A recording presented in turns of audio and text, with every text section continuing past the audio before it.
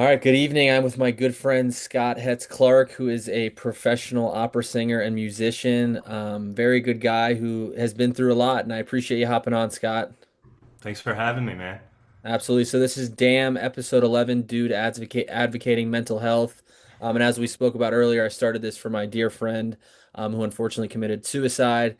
And I want to have these hard conversations with men. And I think having the conversation with you tonight will go a long way in my purpose. Yeah, definitely. And we were talking just a little bit before we started, but I want to say again how admirable I think this is, what you're doing. It takes a lot of courage to not only put out content in general, but content of this nature that has such a, you know, heavy content quality to it, heavy subject matter. So bravo to you and kudos to you. It's a very important work that you're Well, I doing. appreciate that, Scott. Yeah, man. And I think, to kind of dive into your background, you are a professional singer, you sing on stage. It's your life. You have to look at the audience. And then, obviously every kid has a dream and few of them can actually say they're living it and doing it. What was the moment you realized I can actually do this? And what did it cost you to get here, where you are now? Yeah. So a little bit about me. I was a classically trained opera singer. I went to James Madison University and studied classical voice there. Um, in high school, it's funny you say every kid has a dream. Singing and being a musician actually wasn't my original dream as a kid, funny enough.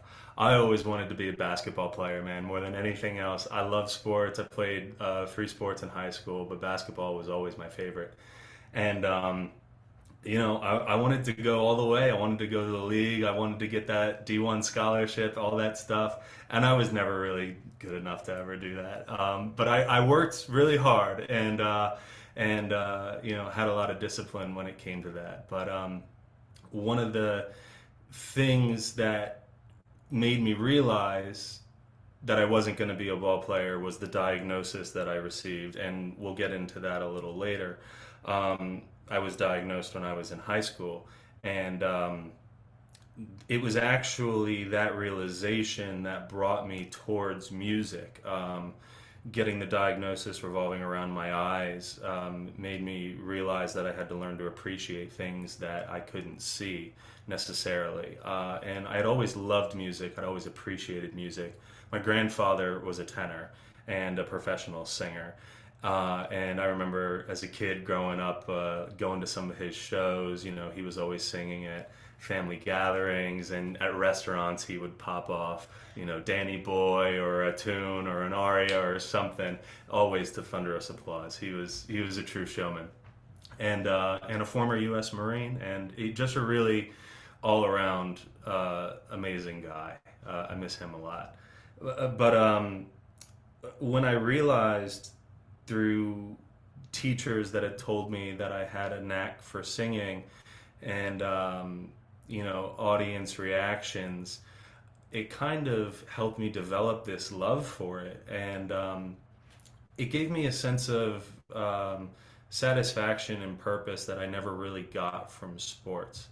Um, it, Circling back to the whole mental health aspect of it all, as an athlete yourself, you might be able to relate to this, but something that I always struggled with as an athlete was I was a head case. My coaches always knew because I was always expecting so much out of myself all the time. And looking back on playing sports in high school, I wish I would have given myself a little bit more grace and a little bit more room for improvement instead of just constantly expecting perfection all the time. And that frame of thinking translates to music a lot. When I do music, I'm able to kind of give myself that grace a little bit. It's like sports. It's a skill that takes practice every single day, but giving myself that room for forgiveness and room to grow made it something that I just loved doing all the time. And once I found out that there was a way through James Madison University and the classical voice training program that I went through there that I could actually turn this into a career, I was really, really into that because not only was this something that was fulfilling to my soul, but now you're telling me that I could actually make some bones doing it. That was really exciting. And I think the first moment that I really realized I could do this, I had a fantastic opportunity to go right out of college to a training program in the Czech Republic, now Czechia is what they call it, in Prague, in the capital city. And while you're over there, you get to perform in the Historic Estates Theater in the center of the Prague, in the Old Town. And it's actually the only theater in the world, in Europe, I think, maybe not the world, but certainly in Europe, left standing, where Mozart himself actually conducted and performed for the world. All of the other theaters were destroyed during World War II. And getting the opportunity, and now mind you, this was not a contract that I was getting paid for. I didn't make a dime. I had to work extra to save up to buy my plane ticket and to pay for the tuition for the program. But it was an experience where I was going to be with some world-class singers, world-class young singers from all over the country and all over the world, and to be able to perform in this amazing spot. And I'll never forget it. In the center of the pit is a little plaque that commemorates the moment when Mozart debuted Don Giovanni to the world. Oh God, I'm forgetting the year. I want to say 1787. All the opera nerds that are going to listen to this, forgive me if I got that year wrong. But it was the first time it was performed for the world. And to be able to stand in that spot was really a profound moment, and it was kind of the moment that solidified for me, because this is a program that receives hundreds and hundreds of applications from all over the world and really, really talented singers. And I never thought of myself as that level. Sometimes I still don't even think of myself at that level. It's a constant mental game. But it was one of those moments where it all came full circle to me, and I was like, wow, I'm so blessed to have an opportunity to be able to do this as a career. So that was when I knew that I was like, yeah, I can do this. I can hang. I can Yeah, hang no, I with think that. that's you touched on something that I think a lot of people go through, imposter syndrome, where it's like you know you're good. You like people tell you you're good, you know you're good. I don't care what you're doing, whether you're a salesman, professional athlete, a singer in your case, a doctor. Imposter syndrome is real. It's like Hmm. you deep down you're like, am I this good? Because we all want to believe it, but there are questions when you question yourself, and I think being able to get out of your own way and realize this is my true calling. I am meant to do this. And like you said, giving yourself some grace, it goes such a long way. Yeah, it's funny. With sports, it's a little easier, I think, because you got a stat sheet. You know, you can see how many rebounds you got in a game, how many points you scored, if you had assists. There's tangible evidence to show you whether or not you had a good game. Now, there's obviously nuance in basketball. You can have a better game, and your stats might not necessarily reflect it. But music is a subjective art form, and there's no way to statistically, sure, you can track whether or not you sang all of your pitches correctly or your rhythms correctly, but at the end of the day, as musicians, I think our goal is to make the audience feel something. And how do you really, tell it if you did that, unless you go after the performance and have a conversation with every audience member and say, "Did you like that?" And that might be a little weird. It might make them not like you. But the one little point about the imposter syndrome, if anybody who's watching this, your viewers, might find this interesting, there was a very famous tenor by the name of Franco Corelli. Uh, Everybody knows Luciano Pavarotti, but Corelli was one of the world's most world-class tenors, probably of all time. And in his biography, he writes about how he struggled with imposter syndrome and stage fright. And this was a man who sang at La Scala and the Metropolitan Opera and sang at the, you know, greatest performing halls all over the world for audiences of tens of thousands of people.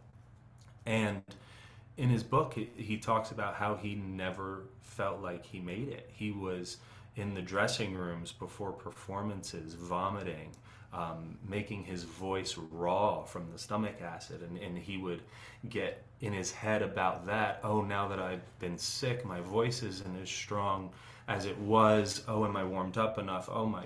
And it was actually reading that book gave me a lot of comfort because you know, if somebody who is a hero in some ways in my eyes struggles with the same mental the same mental blocks that I'm struggling with, it makes you really are not alone. And in fact, I think more people struggle with it than they let on because people don't want to let on their weaknesses because it Right. makes them look weak. And as men, we don't want to look weak. We want to look strong. We want to look like we're in control and like we're providing. But at the end of the day, there are things that are out of our control. And that's where faith comes in. That's where God comes in. And you have to have that faith that He's going to take care of you. Yeah. And it's so important. It's the most important thing, in my opinion.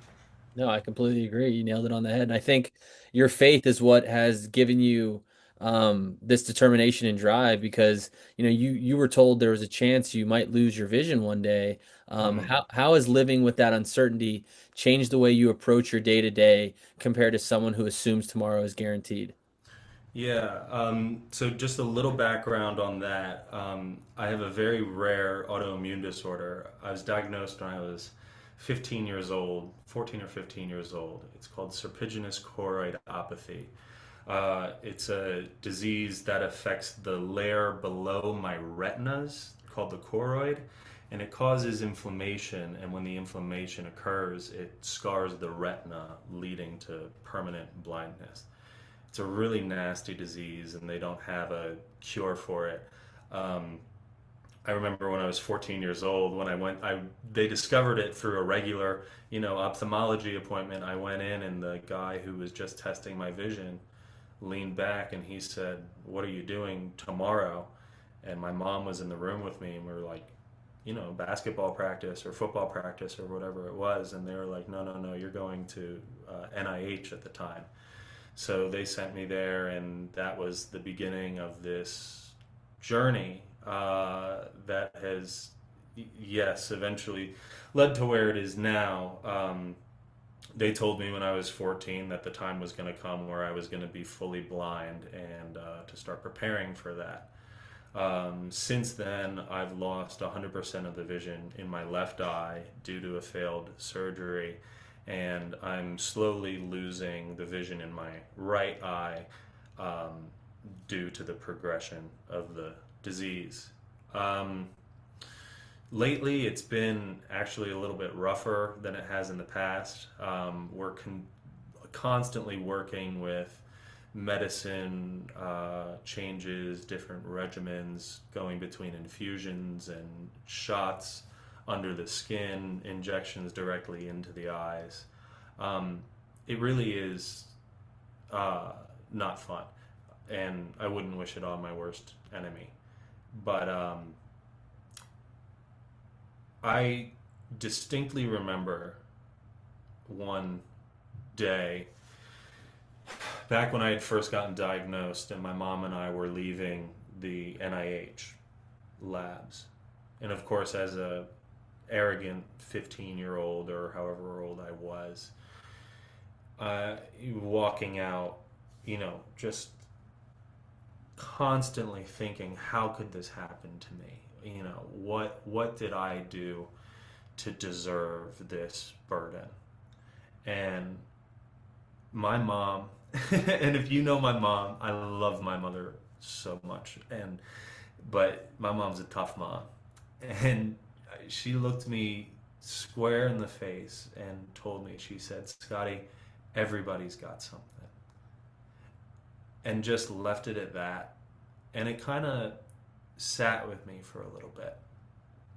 And eventually I ended up talking with her more about it and getting to the, crux of the issue about what she meant. But I think a lot of things in life are about perspective, and the truth of the matter is that all over this, God, not only the world, but in our own country, in our states, in our own backyards, there are people in our community that are struggling with things far worse than what I'm going through. And I think going through the things I've gone through, which are no doubt traumatic, has put into a perspective for me that you never know what somebody is going through. Just because you can't see it, if it's under the skin or if it's at home,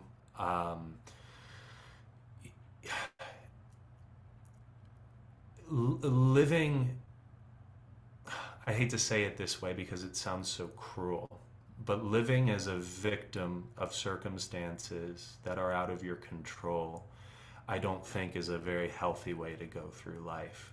I think the healthier way to go through life is to take the take the victim status that you feel, because the truth of the matter is you may be a victim of a very traumatizing circumstance, but rather than thinking of it in the frame of mind of woe is me, thinking about it of how can I use this experience that I've gone through and the wisdom I've learned through going through this to empathize with my neighbor, and to empathize and really help where it counts when people need it, I think is the most important thing. And obviously that's much easier said than done. We're all hypocrites, and as long as I'm a man on this earth, I'm always going to fall short, and I'm always going to,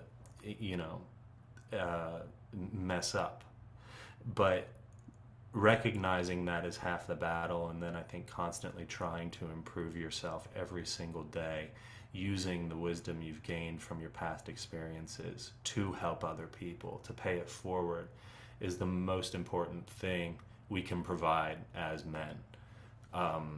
It's really important that younger men especially start to recognize that responsibility, because that's what people learn impactful lessons from, I think. No, I think that's wonderfully said, especially coming from a place that you're coming from. You obviously have gotten this with wisdom through your experiences, and I think being able to share them with other people, and helping them realize, hey, maybe we not might not be going through the same thing, but Mm-hmm. I've gone through my fair share. And I think to give that person a perspective that they weren't expecting just allows them to live a little bit more freely and takes some stress off some shoulders. And I think your ability your ability to navigate this difficult situation, and to your mom's sake, saying, look, everyone's going through something, I think allows you to live in a way that appreciates the small things, the big things, and then, puts it into the big picture. Because obviously, my wife and I could complain and could get upset about, why does my son have this diagnosis? Mm-hmm. But that just isn't right, because to your point, your neighbor down the street is going through something just as much as you are, and we all need to understand that we're in this together. Mm-hmm. Never judge a book by its cover, and we need to kind of find common ground so we can all work towards a better ending. Yeah, it's funny. Two things really quick. Uh, what you just said about um, sometimes I feel, and I don't know if you feel similarly, but with all the how quote unquote connected we are through social media and technology and things of this nature, sometimes I feel nowadays like our society is less connected than it's ever been. And these genuine struggles that we all go through, I think, are the things that make those real connections. But nobody wants to post about that stuff on social media. Social media is where you post your edited photos, the Right. photos where you post the best clips of you singing, Yeah. and constantly letting people into the good side of your life, removing that, and that's just not the way life is. And then the second thing I was going to say, it sounds so cold saying when you say back what my mom said to me. Everybody's got something, Yeah, I but at the end of the day, that was really the most loving thing she yeah, could have said to me. right. She could have blown smoke. She could have said something ineffective, but she just told me the truth. And Yeah. sometimes the truth is not what you want to hear. But it's The what you truth need. is, it's what you need. Yeah. Exactly. I don't want to hear from the doctors that I will be blind. It's not a if. It's gonna happen. But if the doctors don't tell me that, they're not loving me. They're not being compassionate. They're not doing their job. When they tell me the truth, I can prepare and I can wrap my mind and my heart around it and do what's necessary. And that's what my mom was doing. And I think God bless her for it because Yeah. that's the toughest job. Being a doctor and telling somebody they're going blind is easy compared to being a mom. Right. Right. Right. Because they got to take that person you just told home and live with it for the next 100 Especially years. being a mom of an arrogant boy.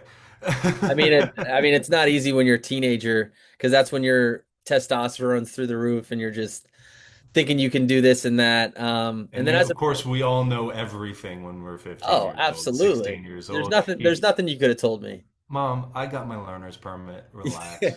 Yeah. It's. Right. No, 100%. And then kind of, dealing with what you've dealt with and the cards you've been given. As a professional singer, your voice is your instrument. It's Mhm, obviously your lifeline. It's how you make money. When life mhm. feels overwhelming, is music also an escape for you, a form of worship, or something else entirely different? um, yeah. Um, music, it's been all three. There have been times where music is the most therapeutic thing that I can do. And then there are times where it causes me the most stress that I've ever felt when I'm preparing for a big role or when I'm trying to write up a show for a concert at a festival that I'm doing or something. Um, you know, Back to that thing, constantly trying to please the audience and myself, constantly trying to work towards perfection. Um, just constantly trying to be better than I was the day before in all aspects. But I'm sorry, I'm blanking on the question. It literally just popped out of my No, it's mind. okay. So So sorry. is you kind of touched on it. Music an escape for you, a form of Oh, worship, or yes, something thank you. entirely different? Thanks for finding my train of thought. Yeah, It yeah. was actually I was going to relate it back to what I had said earlier about when I used to play basketball. And giving myself that grace is so important because uh, I never wanted music to become the way I felt about basketball. Basketball, I wanted it so badly. I wanted to go to the league. I wanted that scholarship. I wanted it, and when I didn't get the results I wanted, it led to this downward spiral of me getting down on myself, and it did not improve my game whatsoever. So I've really had to learn how to use music because singing, as you said, it's an instrument that's within my body, and I always love to sing, whether I'm in the car, in the shower. Singing is a joyful experience. Um, but knowing when I'm getting there mentally and emotionally, and I can feel myself getting up to those barriers where I don't want to say that I need to expect less out of myself because that's not what I'm saying. But putting it back into the correct perspective, I think, is what I'm going for. Saying, Scott, you're so blessed to be able to do music as a career. Right. Why are you getting so angry at yourself because you can't get this phrase right, or you can't get I can't get my larynx to relax on this high G, or wherever it might be, or the vowel placement isn't correct on this, or the language. There are millions and millions of reasons and small little details that get into your head, and as we as artists and as musicians, we're constantly nitpicking at those things.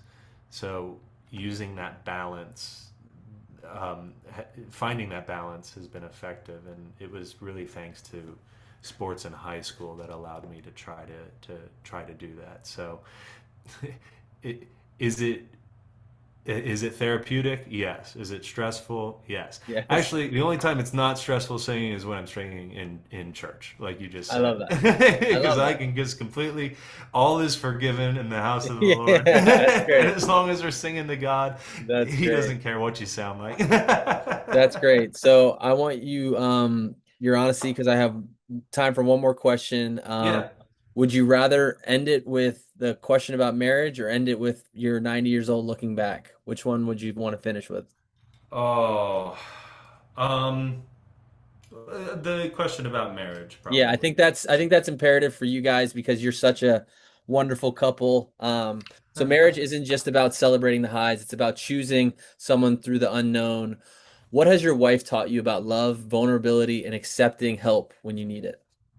Um, Sage has been my rock, and I've never met any person in my life so willing to give up so much of themselves to help somebody that needs it. I knew pretty quickly that Sage was the person for me when I saw how she reacted when I told her about my diagnosis with my eyes and everything. Um, and not only was she helpful in ways when it came to taking me to an appointment, whether it be down in Duke, in Durham, North Carolina, or up in Philadelphia, or wherever it may be, but doing it at the drop of a hat, um, with a smile on her face.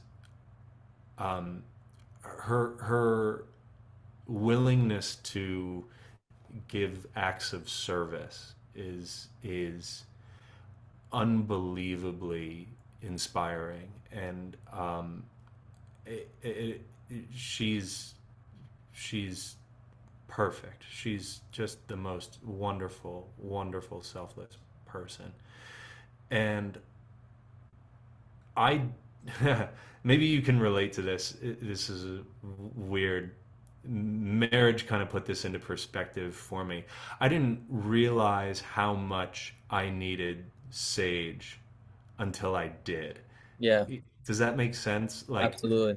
Sage loves me. Sometimes I feel like Sage loves me in a way that I don't even love myself. And she has taught me in so many ways to be forgiving of myself and of grace that I didn't even know. Um, and it made me realize just how much harder I really needed to work on myself if I was going to be the husband that I wanted to be, the eventual father that I hope to be one day. Um, at the end of the day, actions speak louder than words. Um, and as somebody who spends their life on a stage singing words to people, um, I'm married to a woman that speaks louder with actions than anybody I have ever met. And all of those actions are full of love and humility and so much grace. And I couldn't be. I'm blessed to have the career path that I have. I'm blessed to have the family and the friends network that I have. But my biggest blessing in life is to be married to Sage, and I'm just so thankful every single day that I have her. Couldn't have said it Because better. I certainly wouldn't be where I am without her. Yeah. I hate to cut you off, but that's all the time we have. I try to keep it 30 to 40 minutes. Of Just course, man. just an incredible conversation, and you're an honest man, and I appreciate your time, Scott. Yeah, yeah. I hope